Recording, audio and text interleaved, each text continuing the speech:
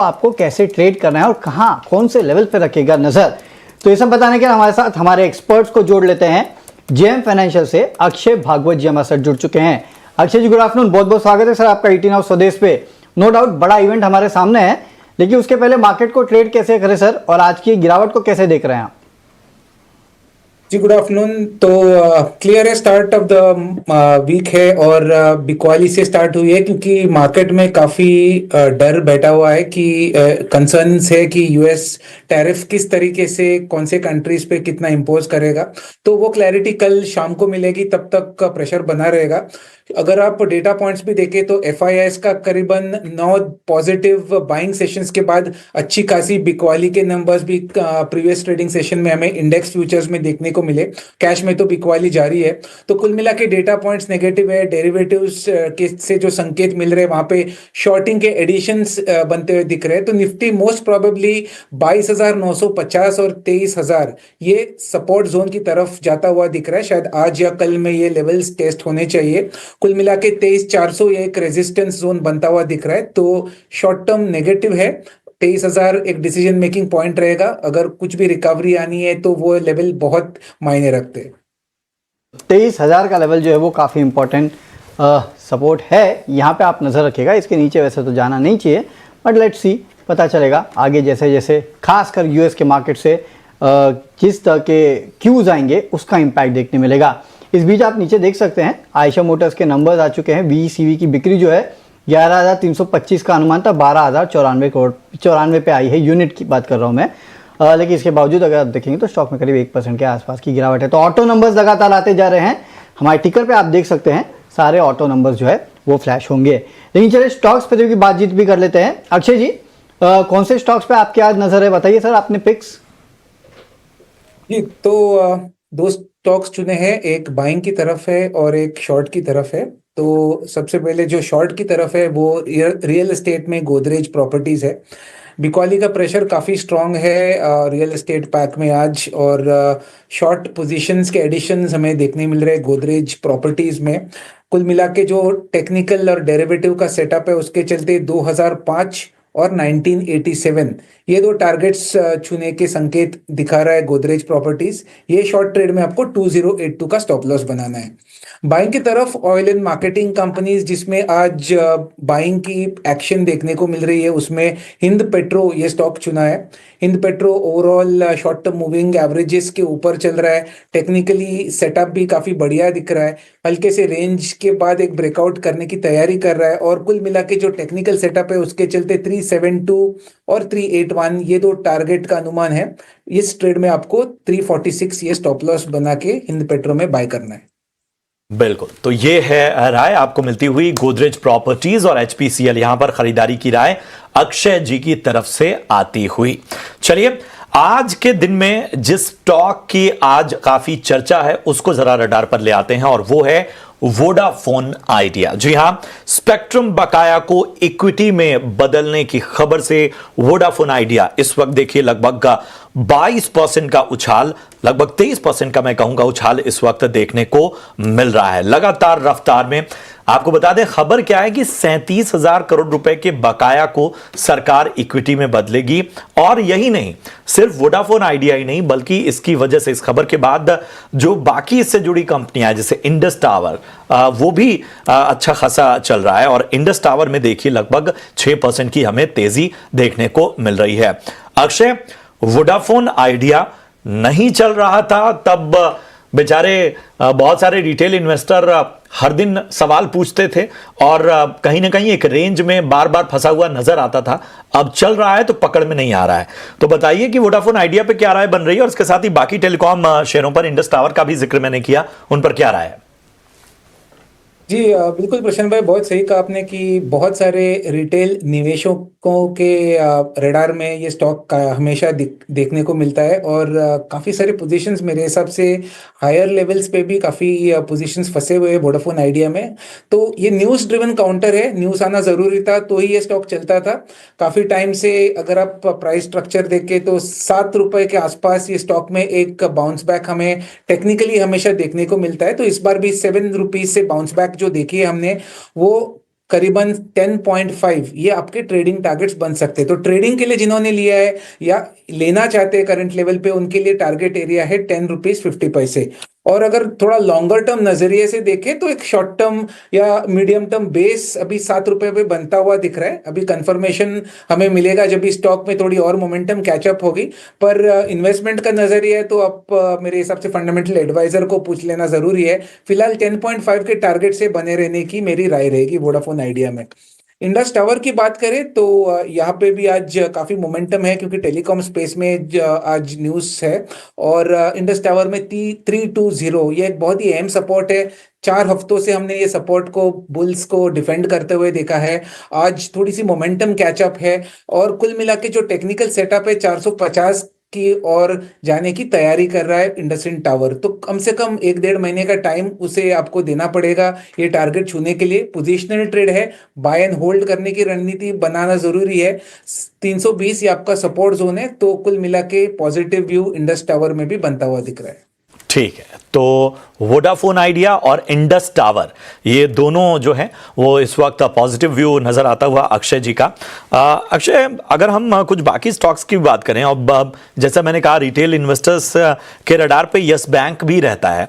Vodafone idea की तो बात हमने कर ली, यस बैंक में भी आज तेजी देखने को मिल रही है। 2.5% ऊपर ये स्टॉक का आज नजर आ रहा है इस बाजार में। बताइए क्या राय बन रही है आपकी? देखिए, तेजी जरूर है पर सामने कुछ न्यूज फैक्टर है नहीं इसमें।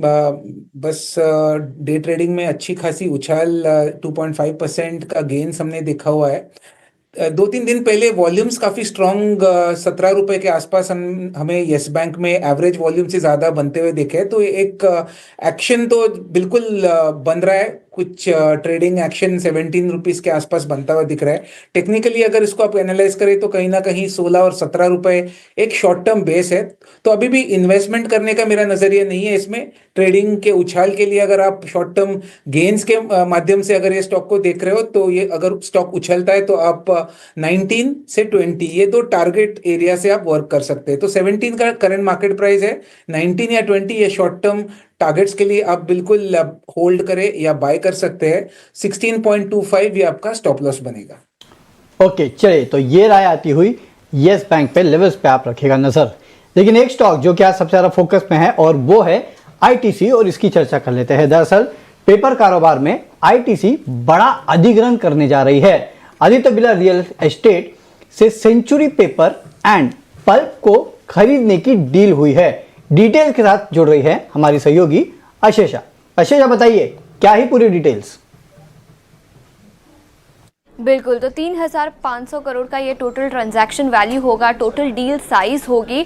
और जहां पर ITC Aditya Birla real estate का पेपर बिजनेस खरीदेगी और अगले 6 महीने में ये डील कंप्लीट होती हुई नजर आएगी।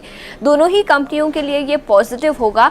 याद रखिए, आदित्य बिरला रियल एस्टेट अब रियल एस्टेट सेक्टर में एक्सपैंड करना चाहती है, जिसके चलते पेपर बिजनेस वो अपना बेचना चाहते हैं। और आईटीसी के लिए भी ये पॉजिटिव है, बिकॉज आईटीसी पेपर बिजनेस में एक्सपैंड करना चाहता है। तो विन विन सिचुएशन है दोनों ही कंपनियों के लिए। याद रखिए, जैसे मैंने बताया, फाइनेंशियल्स के हिसाब से देखें तो वो एक पॉजिटिव होगा। पहले ही साल से ईपीएस एक्रेटिव होगी ये डील आईटीसी के लिए। और आईटीसी की क्षमता इस पर्टिकुलर एक्विजिशन के लिए पेपर बिजनेस में बढ़ती हुई नजर आ सकती है।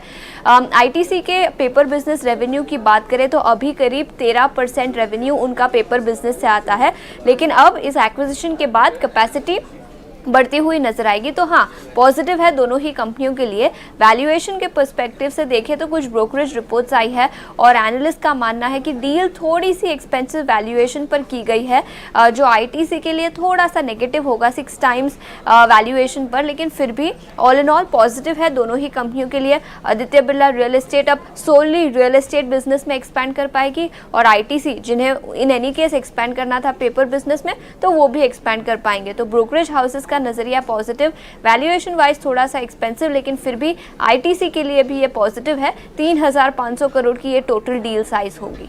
चलिए, डील के लिहाज से अगर आप देखेंगे तो आईटीसी के लिए बहुत पॉजिटिव है इनफैक्ट, और बहुत बड़ी डील जो है वो आईटीसी ने यहाँ पे की है। शुक्रिया आशीषा, ये पूरी डिटेल्स हम तक पहुँचाने के लिए। अक्षय जी, आईटीसी इसको आप कैसे देखते हैं? 406 407 के आसपास ट्रेड कर रहा है, डील अच्छी है लेकिन आज मार्केट खराब है।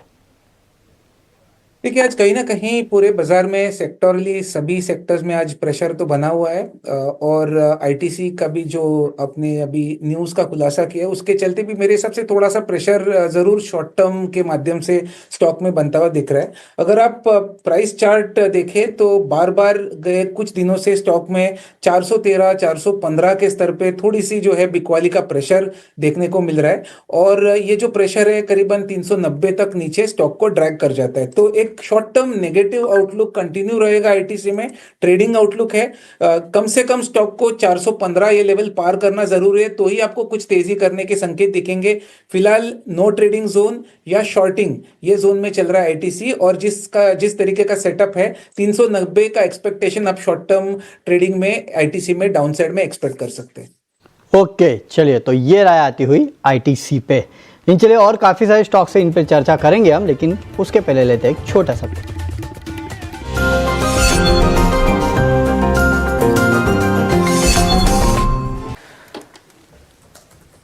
चलिए, तो ये तमाम बातें और इन सब के बीच में रियल एस्टेट पर भी फोकस करना होगा, क्योंकि रियल्टी स्टॉक्स में एक अच्छी खासी कमजोरी नजर आ रही है। क्या ये कमजोरी मौका बन सकता है क्वालिटी स्टॉक्स में? क्योंकि हमने खबर देखी कि महाराष्ट्र में जो रेडी रेकनर रेट है वो बढ़ने से Oberoi, Prestige, Godrej Properties, DLF, Phoenix, Sobha Developers, इन तमाम काउंटर्स में हम एक वीकनेस देख रहे हैं। बताएं अक्षय, क्या ये जो करेक्शन है, ये प्रेशर है, किसी क्वालिटी स्टॉक में मौका दे रहा है? जी, आज मेरे हिसाब से बहुत सारे स्टॉक्स में प्रेशर काफ़ी इंटेंस है। स्पेशली रियल एस्टेट की बात कर रहे हैं तो आप कोई भी रियल एस्टेट की काउंटर्स पुल अप करके देख ले, बिकवाली का प्रेशर काफ़ी हावी हो रहा है, और टैरिफ का जो सिनारियो है उसके चलते सलाह रहेगी कि आप एक आध 2 दिन थोड़ा वेट एंड वॉच अप्रोच करें, क्योंकि जिस तरीके का मार्केट में है, जिस तरीके का पोजीशनिंग और टेक्निकल सेटअप है, शॉर्ट टर्म में कोई जल्दी बॉटम बनाने के तो संकेत नहीं दिख पा रहे। ट्रेडिंग पुल बैक जरूर मिल सकते हैं, बट कोई बॉटम बनने के कंफर्मेशन नहीं दिख पा रहे रियल एस्टेट में। सबसे नेगेटिव या वीकेस्ट सेटअप आप बोल सकते हैं रियल एस्टेट पैक में फिलहाल चल रहा है, तो फिलहाल अवॉइड करें, थोड़ी सी जो है स्टेबिलिटी आने दे ये सेक्टर में, ये हमारी राय रहेगी। तो कोई भी स्टॉक हम फिलहाल रियल एस्टेट में नहीं चुनेंगे। इनफैक्ट गोदरेज प्रॉपर्टीज हमने आज शॉर्ट रिकमेंड करा है आपके चैनल पे अभी कुछ समय पहले। गोदरेज प्रॉपर्टीज़ को यहाँ पे सेल कॉल दिया था, और पूरा का पूरा रियल एस्टेट स्पेस जो है आज काफ़ी पिटा हुआ है। इनफैक्ट और एक स्पेस है जो कि बहुत पिटा हुआ है, और वो है सरकारी बैंक्स का। आप देखिए, इनफैक्ट कुछ बैंक्स को अगर आप देखेंगे तो जिन्होंने पिछले हफ्ते QIP लाया था, वहाँ पे देखिए किस तरह की पिटाई हो रही है। आप देखिए खासकर यूको बैंक को देख लीजिएगा, वहाँ पे अच्छी खासी गिरावट है। पंजाब एंड सिंध बैंक को देख लीजिएगा, वहाँ पे अच्छी खासी 20% के आसपास की गिरावट है। सेंट्रल बैंक ऑफ इंडिया को देख लीजिएगा, वहाँ पे अच्छी खासी गिरावट है। अक्षय जी, इन बैंक्स में क्या हो गया सर? अचानक कुछ पता चला, गिरावट क्यों है? चार्ट्स क्या कह रहे हैं सर इनके? जी देखिए, न्यूज़ का तो मुझे ज़्यादा आइडिया नहीं बन पा रहा है, कुछ ऐसी न्यूज़ तो नहीं दिख रही है, बट चार्ट्स में काफ़ी अगर आप सेंट्रल बैंक की बात करें तो सेंट्रल बैंक में हल्का सा सपोर्ट जोन है, बिल्कुल 40 के आसपास है। ये एक ट्रेडिंग सपोर्ट है, शॉर्ट टर्म सपोर्ट है, जिसका वैलिडिटी 3 से 4 दिन का बनेगा। आप देखिए, पिछली बार भी स्टॉक 40.5 ये लेवल को टेस्ट करने के बाद हमने 2 बार उछाल देखी है 45 तक, तो थोड़ी सी जाहिर सी बात है कि वही सपोर्ट एरिया वापस काम कर रहा है सेंट्रल बैंक के लिए। तो थोड़ा सा अभी गए मेरे हिसाब से एक आधे घंटे में एक रुपए का जो है लोएस्ट पॉइंट से रिकवरी हमने देखा है। यूनियन बैंक की भी अगर आप बात करें तो यूनियन बैंक में आज कहीं ना कहीं स्टॉक होल्ड कर रहा है। तो जिस तरीके का पूरा बैंकिंग का सेटअप है, इसमें ये स्टॉक में ज्यादा कुछ ट्रेडिंग एक्शन नहीं दिख पा रहा है। तो न्यूज़ तो नहीं है, बट टेक्निकली कुछ ट्रेडिंग सेटअप या ट्रेड्स रिस्क रिवॉर्ड के माध्यम से नहीं दिख पा रहे मुझे, तो फिलहाल अवॉइड की राय रहेगी दोनों स्टॉक्स में। तो स्टॉक्स में अवॉइड की राय होगी, अभी कोई स्पेसिफिक ट्रेंड नहीं देखने मिल रहा है। ऐसे और एक स्पेस है जहाँ पे अच्छी खासी गिरावट है, और वो है फार्मा स्पेस। फार्मा स्टॉक्स को देखिएगा, इप्का लैब्स, यहाँ पे अच्छी खासी गिरावट देखने मिल रही है। इसके अलावा अगर आप देखें तो ग्लेनमार्क लाइफ, ल्यूपिन जैसे काउंटर्स है, यहाँ पे अच्छी खासी गिरावट है। नो डाउट ट्रम्प के टैरिफ के डर के पहले थोड़ा बहुत फार्मा स्पेस जो है वो यहाँ पे दबाव में है। हालांकि अगर आप फंडामेंटल्स देखेंगे तो लोग हमेशा यही कहते हैं कि फार्मा पे शायद टैरिफ ना आए, क्योंकि यूएस खुद नहीं चाहेगा कि अपने यहाँ इन्फ्लेशन बढ़े, लेकिन अब डर तो डर है, और उस डर का इम्पैक्ट जो है पूरे के पूरे फार्मा स्पेस में देखने मिल रहा है। अक्षय जी, नो डाउट बड़ा इवेंट है, उसके पहले फार्मा स्टॉक्स थोड़े पिटे हुए हैं, इसमें कोई डाउट नहीं है। लेकिन अब टैरिफ आए ना आए, कोई चार्टिकली ऐसा स्टॉक लग रहा है जो कि इस इवेंट के बाद में प्ले करो और यहाँ पे खरीदारी करके चलो इस गिरावट में? देखिए, most of the price structure अगर फार्मा स्टॉक्स में देखूं मैं तो काफ़ी बिकवाली का प्रेशर तो बिल्कुल है। और जो स्टॉक्स में फ्यूचर्स एंड ऑप्शंस का एक्सपोजर है, अभी तक किसी में भी कोई सपोर्ट के नज़दीक तो बनता हुआ नहीं दिख रहा है, क्योंकि मेरे हिसाब से कोई रेजिस्टेंस पे है, वहाँ से थोड़ी बिकवाली है। ये कोई स्टॉक्स रेंज के मिड पे चल रहा है। तो ट्रेड सेटअप्स अभी तक कोई भी फार्मा काउंटर ऐसा नहीं है जिसमें अच्छा ट्रेड सेटअप मुझे नज़र बन पा रहा है कि आपने यहाँ पे ले लिया और ये आपने बॉटम पकड़ लिया। तो मैं कहूँगा फिलहाल अवॉइड करें ये स्पेस को, क्योंकि यहाँ पे बिकवाली का प्रेशर भी काफ़ी है। यहाँ पे जो है यूएस से काफ़ी टैरिफ भी इम्पोज होने के जो है हमें संकेत मिल पा रहे हैं। डेरिवेटिव्स में भी अगर डेटा पॉइंट्स देखें तो काफ़ी स्टॉक्स में शॉर्ट बिल्डअप के संकेत दिख पा रहे हैं। तो मैं कहूँगा फार्मा में फिलहाल आप वेट एंड वॉच करें या अवॉइड करें at least for short term trading. ठीक है, तो फिलहाल निफ्टी फार्मा से दूर रहने की रणनीति बताते हुए अक्षय जरा फटाफट से मेटल पर भी एक निगाह डाली दीजिए, क्योंकि हम ग्लोबली बहुत सारी चीज़ों को अब इंतज़ार करना है हमें, और जाहिर सी बात है इसका बहुत बड़ा इम्पैक्ट आईटी के अलावा मेटल्स पर भी होता है। लेकिन हम मेटल में एक मिक्स एंड मैच देख रहे हैं, जहां पर सेल, मॉयल, एनएमडीसी जैसे स्टॉक चल रहे हैं, नैल्को भी चल रहा है। वहीं हम देख रहे हैं कि JSW steel, Tata steel, Vedanta जैसे दिग्गज में प्रेशर बन रहा है। तो यहां पर क्या रणनीति रखी जाए? मिक्स एंड मैच वाला सिनारियो है। आपको बहुत ही बारीकी से स्टॉक चुनना पड़ेगा यहाँ पे, टेक्निकल हो या डेरिवेटिव, जो भी आपको रीडिंग आपका कंफर्टेबल हो, क्योंकि पूरा सेक्टर में जो है कुछ स्टॉक्स में बिकवाली का प्रेशर है, कुछ स्टॉक्स होल्ड आउट कर रहे हैं। तो यहाँ पे अगर मुझे कोई स्टॉक्स चुनना है जिनका टेक्निकल सेटअप काफ़ी स्ट्रॉन्ग है, तो उसमें मैं कहूँगा कि आपको देखना है जिंदल स्टील एंड पावर।